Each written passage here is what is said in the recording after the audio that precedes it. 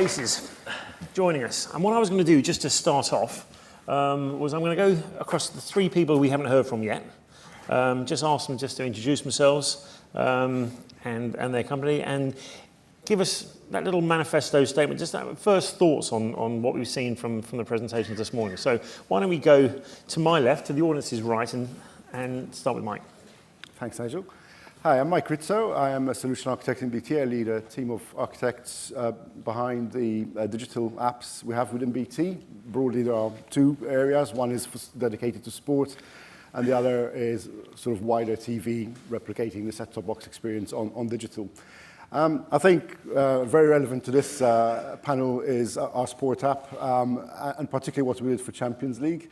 If I can tell you a little bit about that, for those of you not familiar with it, with Champions League and Europa League, which we've had the rights for now for a few years, there are, at the early stages, a lot of games going on at the same time, up to 12 games happening concurrently. And we really wanted to create a tournament experience around this so that people could get, people are time-bound, they can't watch every single game, but they want to get the maximum value from the content we have to offer. So we created this experience which enables people to very easily switch between one game to another, get goal notifications. We're watching one game, but they get a notification that something interesting has happened in another game, being able to get multicam views for interesting events in the game, etc. And that's really proved to be really, really successful. And it's helping to drive more, stickiness to our product, and also, the expectation is being set for other sports, to start to benefit from that as well. I can see some synergies with the e-gaming stuff we saw here. Just finished with a little funny thing as well. We started extending this to other sports recently, and we did cricket, Australian cricket. Of course, Australian cricket happens at the wrong time of day for most British viewers. But we found what's really interesting is a lot of people are now watching Australian cricket at breakfast, just watching a condensed version of the game that happened a few hours before. And it's potentially, again, a way of finding new niches, new points in time in someone's day where you can slot in a bit of additional viewing. I like this theme of trying to recreate the stadium experience. Came through from what you were talking about, which is predominantly an iPad app that you were talking about there? Yes. Or a tablet app, sorry. We have got some on the set-top box as well. It's not as slick as the tablet app, but we do on the set-top box do goal notifications. You don't change channel, you change game. So you have an interactive menu where you can swap from one game to another. You can even view the stats for a different game to the one you're actually watching on the screen at any time. And it's all done to HTML5 overlaid on the actual video. So this is the theme, this idea of recreating the group and the audience experience. We heard that from Scott and also from James. So I'm going to come back and grill you on that, if I may. Sure. We'll carry on down the panel to the first new face. We have Matt from Barks. Yes. Good morning, everyone. So my name is Matt Rennie. I'm the MD of the Box Plus Network. We are the largest music broadcaster in the UK. We're about 50% of all music viewing in the UK. I guess I find myself, I'm the token broadcast guy on the panel. I'm like the traditionalist almost, which is a new role for me. I too am bewildered by the esports. I find that fascinating. I'm only disappointed it wasn't around in the early 90s with Mario Kart on the SNES, because I could have been a champion. So look, I guess I really welcome these kind of discussions. So we are a youth broadcaster. We sell to 16 to 34s. We target 16 to 24s. We are under tremendous pressure. And I guess I really welcome these open conversations around how we broaden the appeal of TV, because the stats we're seeing are increasingly challenging. I looked at it yesterday. 16 to 34 viewing over the last 5 years has declined about 7%, average audiences year on year. If you look at the worst segment of that, 15 to 19-year-olds, it's about 10% year on year. Now that's pretty challenging. That said, I do need to defend broadcast. The model remains incredibly robust, right? We have never made as much money. We have never been as profitable as we have been right now. That said, we can't be complacent. And the challenges to all of these new platforms fake news, opaque or inconsistent measurement, brand safety, all these challenges, I think, are as much of the reason for TV's continuing success as the cleverness of people in TV. So whilst it's good, I don't think we can be complacent. Okay. We're going to grill you back on that. I'm sure you are. Also, I want to ask about the interactive stuff. And what we're seeing is it's almost as though there's two different interactive cultures, broadcast interactive and web interactive, that are kind of creeping together, and we're starting to see something come together. So I'll come back to you if I may. And finally, our final new face, Filmon Zerai from ProSieben1. Thanks. So I'm Chief Digital Officer of ProSieben. I'm sure a lot of you guys know ProSieben. We are leading TV broadcaster. That's where we come from. But we have already significant digital footprint across ad VOD and pay VOD. Even listening to some of the presentation today, it's like feels like being a child in a toy store. It's unbelievable. Just so many choices from a content perspective and outlets. And I just cannot ask for, being a better time from a digital perspective, just to kind of see how you can exploit those things. I think for us as a, quote unquote broadcaster, what we have seen so far is with our digital footprint, we have been able actually to attract younger audiences. So on average, our audience footprint is about 10 to 15 years younger than our, TV audience. And I'm essentially talking about the same content. So I think for us, it really boils down to three things in my view. One, when it comes to digital content, we have to distinguish digital content from digital storytelling. Just putting your content digitally is not even close to being, enough. You have to think about how you tell your stories. Is it on Twitter? Is it on Facebook? Is it on Snapchat? There's a lot of experimentation going on, and the answer is going to be different for each format we have. So really figuring that out. That's, I think, one. The second part will be monetization. I think someone asked the question before. I think a little bit to your point, the broadcaster business is not bad. It's high margin. It's quite profitable. Now we have all these different outlets, but I would be lying, I think, to say the monetization is equally attractive. So how do we figure that out? So I think from a broadcaster perspective, we have to look at how do we maximize reach, but at the same time, what the monetization is the best is actually our own platforms. So how do we actually balance that? And the third one, I know it's an overbuzzed word, but it's data.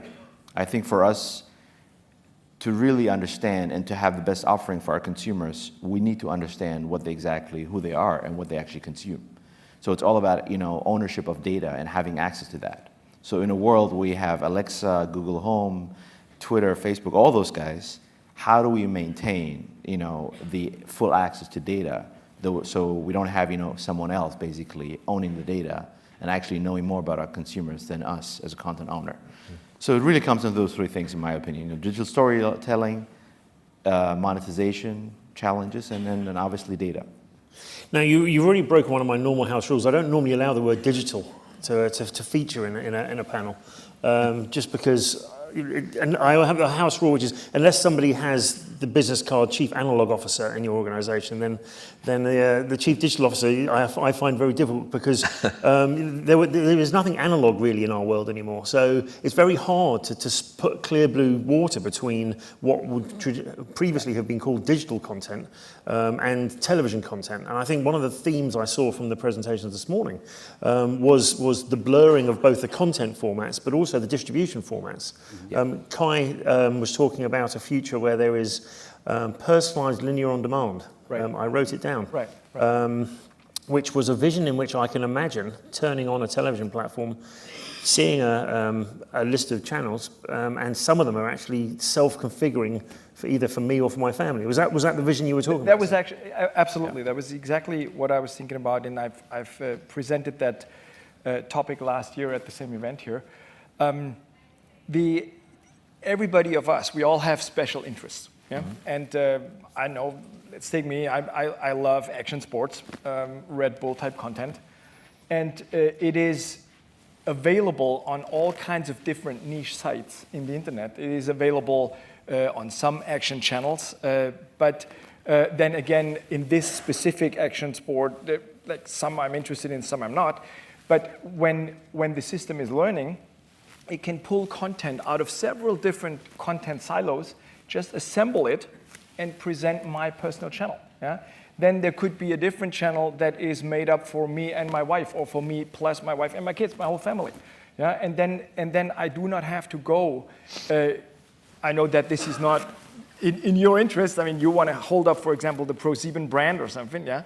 But at the end of the day, in our opinion, the consumer does not care where the content's coming from. The content is what he's interested in. And then when this is assembled, and there are, of course, legal aspects to it, who's going to market the content, who is going to having the hand on the advertising buck.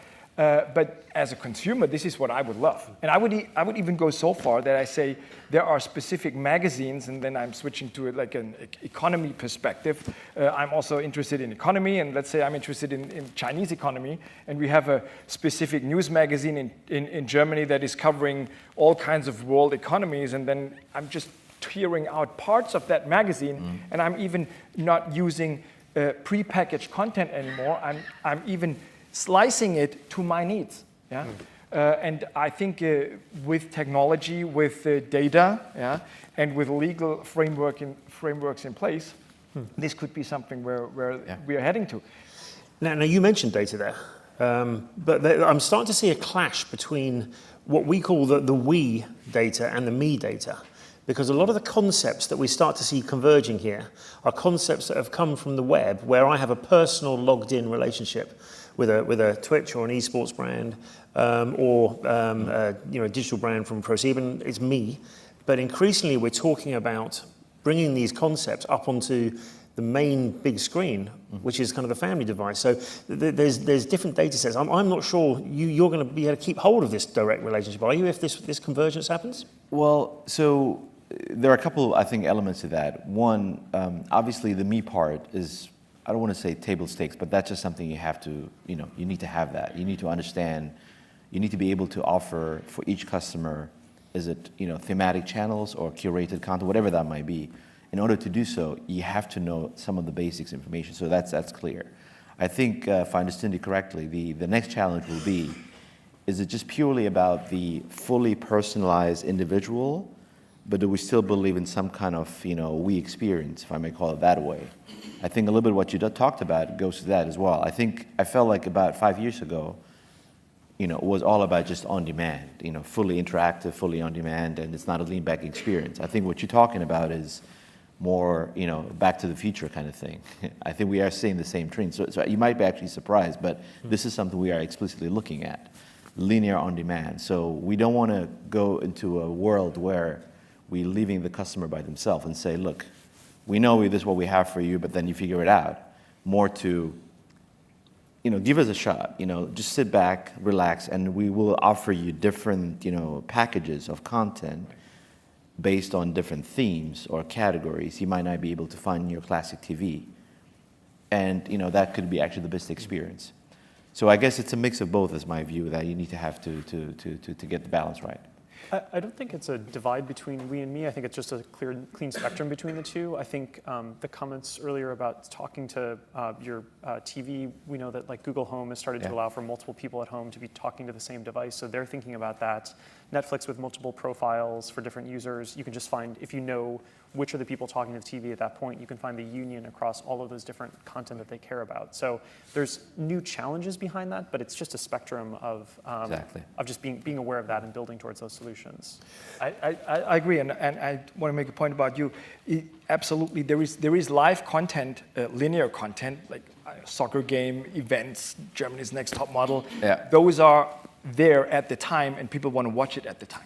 So it's all about bringing those worlds together, and that's why this concept, linear on demand, is in fact a concept for the big screen.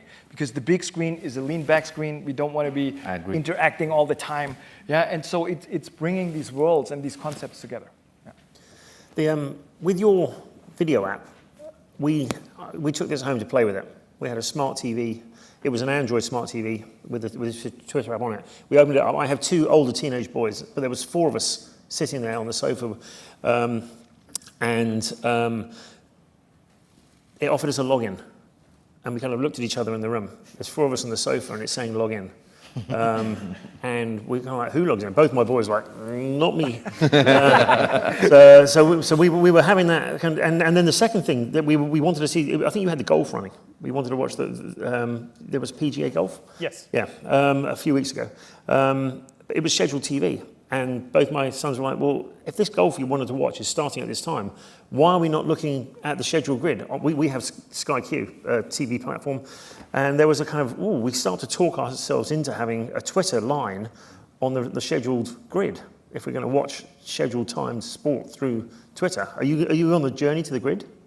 So I think to the first point about the login and who addresses that, I think to the question about, or to the point about the 10% of people watching NFL were actually logged out, I think that's actually addressing that. We don't feel the need to necessarily always push people to log in, so you can explore the experience, and then once you find that it's valuable, you can add more of your information to get more benefit out of Twitter. And then in terms of where we're going with the schedule, I think it's worth remembering we're just within the first year of our live video adventure. And so the amount of content is sparse, but it's growing exponentially. So it's hard to think about a grid when you have limited information. But I guess I don't think no one ever looks at a TV guide and says, wow, this is a great experience. I feel like I really understand what's on, and I really love what I'm seeing. So I presented some research, by the way, on Tuesday that said exactly that. Some BBC research about the fact that actually we might not, but the vast majority of the normal TV audience still like the grid. So I think there's a difference between familiarity and actually enjoying it. I would Good point. I would find it difficult to go to. I would question the bias of that research. It wasn't our research. It was done by the iPlayer team at the BBC. So they were looking to disprove they were looking to prove your point and came back with the opposite point. But I would also point out that we are a self-biasing audience. You are not normal in any way or form, in the nicest possible way. nor am I. So that's, I mean, if there was unbiased research that indicated that, obviously we'd take that on board. I think that doesn't mean there's not an opportunity to do something better and think about more innovative, interesting ways to get the right content in front of the right person. And I just find it hard to believe that a grid would ever be the best way to do that. But I think in my view also you have to distinguish between, let me call it grid functionality, than the grid as we know it today. I do agree with you. I think the grid as we know it today may not be the most, fun and the highest experience, but the functionality, the underlying idea of providing guidance to our consumers, whenever I am, I don't think consumers want to be left alone and just say, you have like whatever, 60,000, content pieces and, be my guest. I don't think that's going to work. So you need to provide guidance. And how you do that, it doesn't have to be the classic grid as we know it. I think you can do it in a much more, innovative way. But the core idea, I think, is still relevant. And I think that's actually where, there's a lot of competition on how you provide that guidance. Is it based on, crowd information, what others are doing, what's, trending right now, whatever that might be. It's all about providing guidance. It doesn't have to be just the, 8 o'clock now, that's what you have to watch. So I think, that's what we have to distinguish, I believe. Just the grid as we know it, but the grid functionality or the core idea behind that. At the end, the grid is not supposed to make fun. The grid is supposed to bring us to the content that's fun. Yeah? It's a tool. It's exactly. A tool, and like everybody says, it's not the greatest, but it's for me also.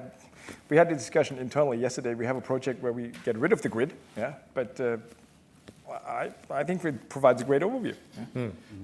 When we saw James' presentation, he put up that day schedule. That was a schedule. I was looking at day parts written across the top of the grid there.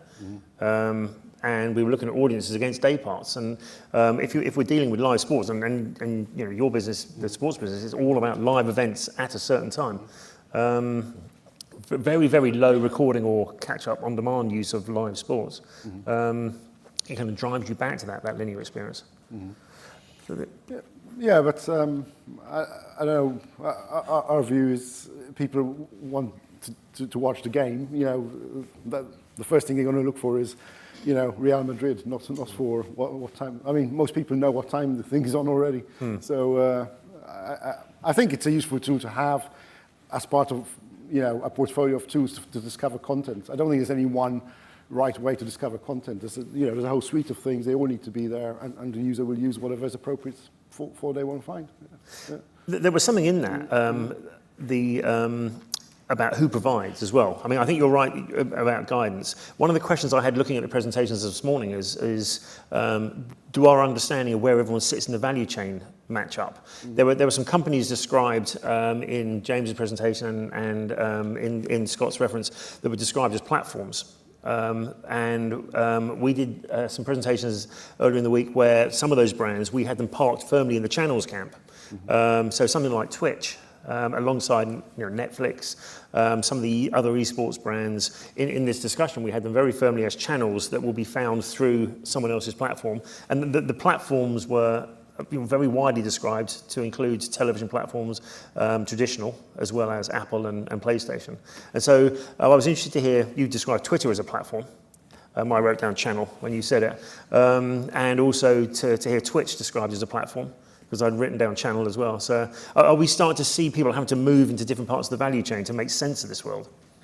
I guess by platform, I meant it can be used for a lot of different things. So I just wanted to make sure it didn't get pigeonholed in one particular area, because we do see people broadcasting in many different ways. The reference to Periscope earlier as a way for any individual to become a broadcaster. That particular slide might make our legal department crawl, but but for example, when news is breaking and being outside Westminster and seeing people broadcasting what's happening, plus hearing what people are saying inside from tweets and such is a really interesting experience. And we're not necessarily dictating which of those experiences wins out. We're letting people try different things on the platform. I think to the question about Twitch, Twitch is very interesting because there's a ton of content which is watched on Twitch, which is talked about on Twitter. So in some ways, I think no one wants to be asking customers to go to lots of different places to address their needs. But right now, some of those platforms don't necessarily address what people are looking for, so they have to go to a second screen to address a different need, in which case watching Twitch is one thing, and then they're talking about it. That conversation is happening on Twitter right now. I was going to throw that question, actually, Mike. I'm a Fulham fan, and at various points this year when I haven't been able to get to a game, if it hasn't been on TV, I've been looking at the goals on Twitter. And a lot of the time, both my sons and I, we've been reverting to Twitter to see clips from the stadium. So people in the stadium filming a goal. And I do wonder whether some of the traditional structures in TV, particularly the rights structures and the kind of the rules by which events are covered, need to be loosened up to respond to some of the activity we saw from the esports crowd. Do we need to blow away the import rights? Why am I having to go to Twitter to see a clip of a goal that you're covering on your TV platform? So. Well, I mean, the easy sort of way to deal with that is get Twitter integrated within our ecosystem and blend the two. Why replicate what Twitter does already? You know, so I don't think there's any rights issues as such on that specific point. I think it's a case of what's the best way to do it. It's just, I guess we just haven't got around to it yet. But yeah, absolutely, definitely. Because it does feel like these new platforms and new brands are bringing a surge of innovation into TV, which is incredibly exciting. Yeah. The stuff we saw with the esports stuff started off a lot of it on the web, the Twitch stuff, but actually suddenly it's arriving in what we would have previously called mainstream TV. So is this one of the upsides we're seeing, that actually there's this surge of presentation innovation arriving? Well, look, I mean, I think it's a massive shock to the system because in the good old days, right? The TV brands used to be the platforms. We didn't call them that way, but they used to be the platform. That's the destination where you go to explore content. They curated essentially content that they thought was suitable for their audience. Now they're getting basically, the role of the aggregator or the role of that platform is now being quote unquote tested by all these new outlets. So if you think of, Twitter or Facebook, are those guys the new platform? And if that's the case, so what's the role of the traditional platforms? I want to believe, from a broadcaster perspective, we still have a brand and we still have a proposition. If you go to ProSieben, there's a certain expectation you have in terms of what kind of content, you will see there. So our belief is then no matter where the ProSieben brand happens, no matter if it's on Twitter or Facebook or our own platforms, there's still a promise that goes with that. And that's what we would like to maintain.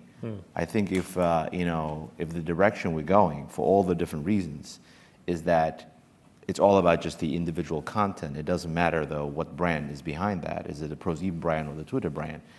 That will be a gigantic change, because then you're questioning everything, basically, how things are structured today. And then to your question about rights, I mean, that's what keeps us busy every day. I mean, I'm pretty sure if you take a clean, just a piece of paper and you would redraw everything to reflect the reality of today, I don't think we would come up with the structure we have today.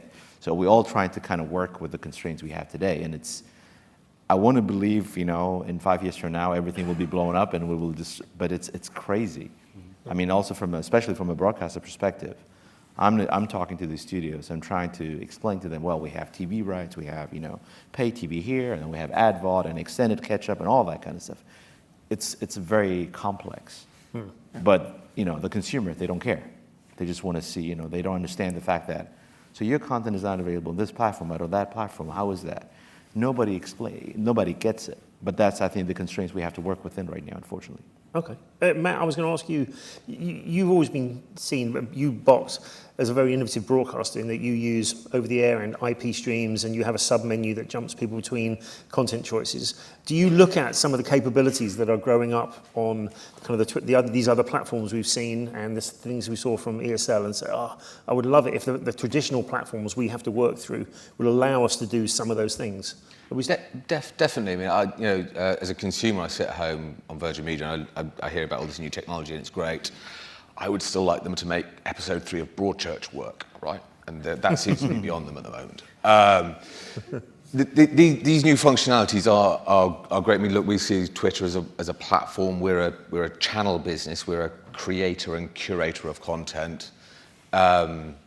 We take our content to platforms who have audience where we can monetize those.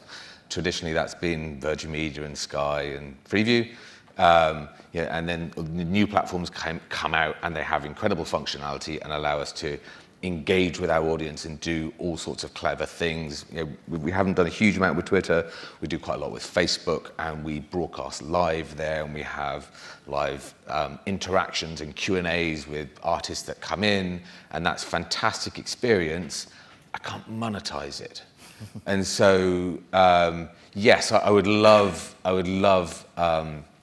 either traditional platforms to embrace that technology and implement it in its equipment, or the new platforms to, I guess, develop the systems where we can monetize that content effectively. So you want the monetization of traditional TV with I mean, capabilities and flexibility of I have to make a platforms. profit, right? I have to make some cash. And so if I can't monetize thing, I end up justifying doing things on new platforms because it's cool, which is okay, but that doesn't last for very long. Okay.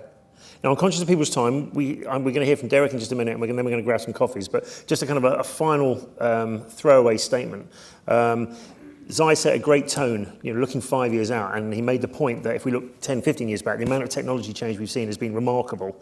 If we can take a kind of 5 years view out, will we see a Twitch channel, a live, linear on-demand, personalised Twitch channel on mainstream TV, or what other crazy brands are you expecting to see out there? If you could pluck one forecast to hang your hat on about an absurd change factor, I personally think I will have a Twitter channel in my linear grid in 5 years' time to watch my live scheduled live streams from Twitter on.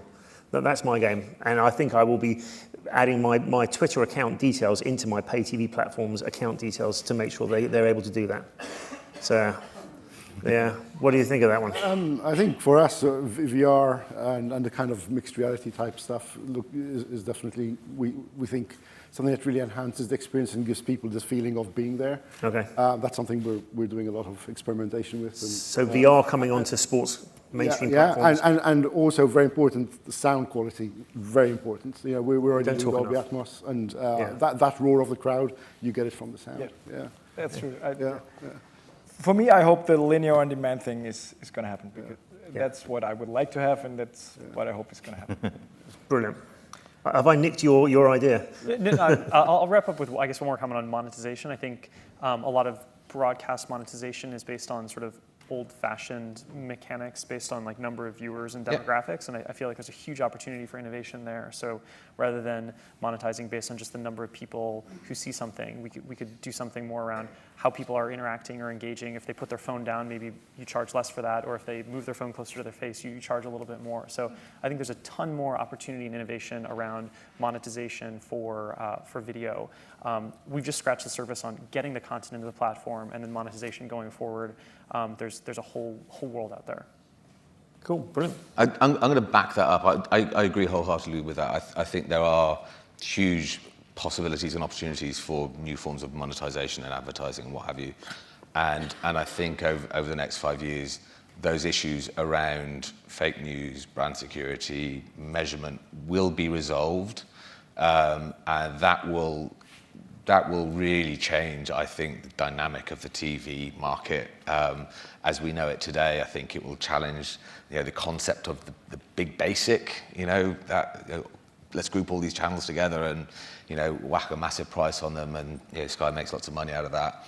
As the new platforms come up and sort that monetization, that will sort of really even the playing field, and new platforms will come up, and Sky and Virgin will have a much harder time. Yeah. Okay.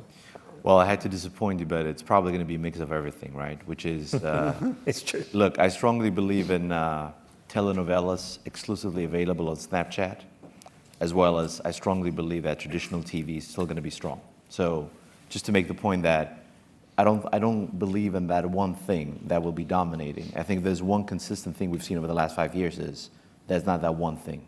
The consumer is diverse, so the outlets are going to be diverse and the models are going to be diverse. But I don't think, like some people say, TV is going to be dead in 5 years. Nothing has, at least in the German context, we haven't seen anything that proves that. But I strongly believe in things like, I'm really excited about what Snapchat is doing, for example, in terms of original production. Twitter the same way. So those things are going to be interesting as well, but it's going to be and, it's not going to be an or, in my view. That's a great way to finish. Thank you. Can I ask you to put your hands together and thank the platform?